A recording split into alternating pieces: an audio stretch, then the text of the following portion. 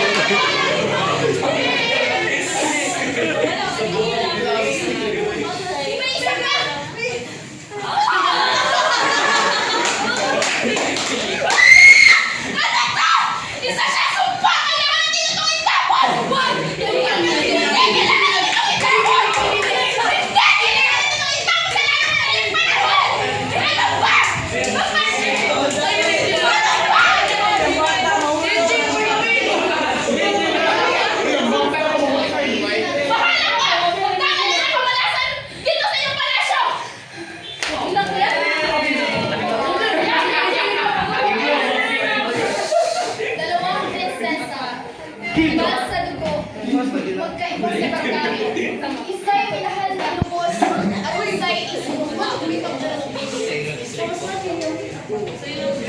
Pagkatapos ng 11 araw,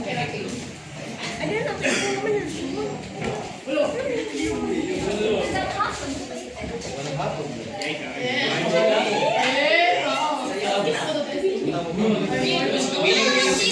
Hindi na natin marinig.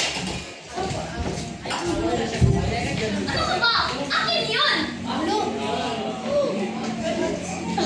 Hato. Si Prinsesa Sira ay lubos na nagmahal kay Prinsipe Mel.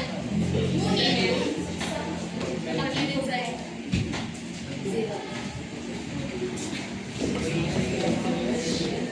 Bakit mga anak?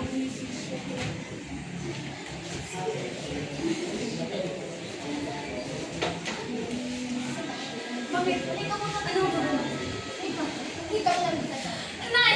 Di ba dapat akin si Prinsipe Mel? Oo, sa'yo yan anak. Ibibigay ko sa'yo. Bakit makakulusin yan sa ina? Hindi siya mamimigay. Magiging sa'yo siya. Dapat lang!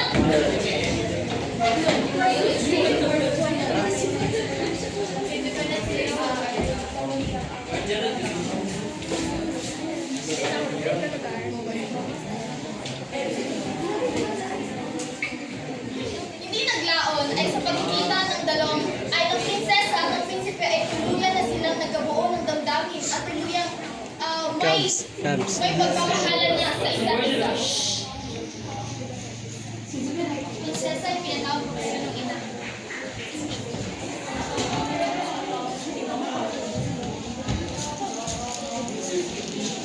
Pinatawag niyo daw po ako mahal rin na Matawag mo si Tira at dadalhin siya sa ibang ngayon.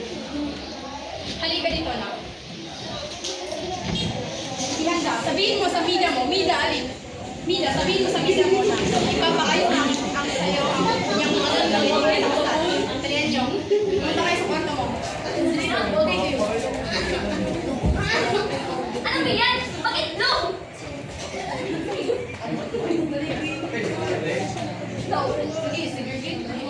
Gusto ko nito. Lamot. Dahil nalaman ng kanilang ina na may ugnayan pala ang Prinsesa Sira at Prinsipe Mel, ay pinadali niya ang kasal ng Prinsesa Queen at Prinsipe Mel.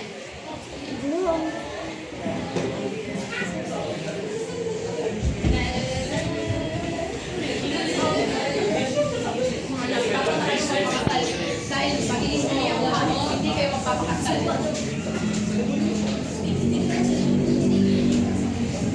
Itigil ang kasal!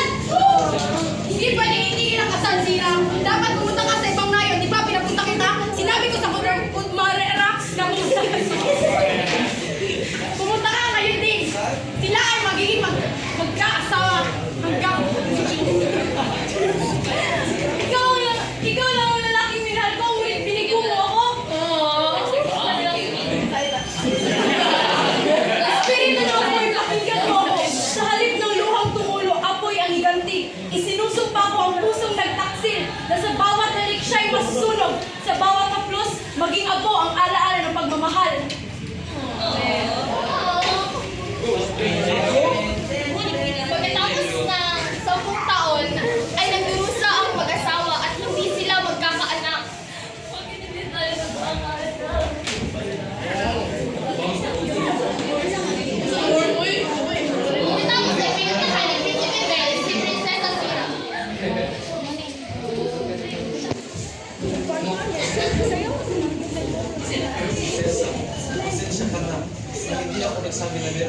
At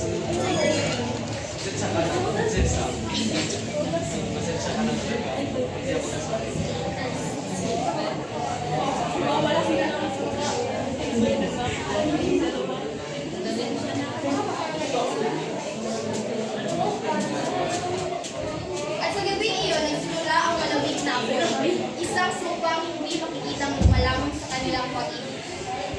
At si Belle, ang prinsesang unang isinilang, ay nabuhay sa loob ng sariling ng apoy, hindi bilang reyna, kundi bilang alaala ng isang supang ibinigay niya. Maraming salamat. Okay,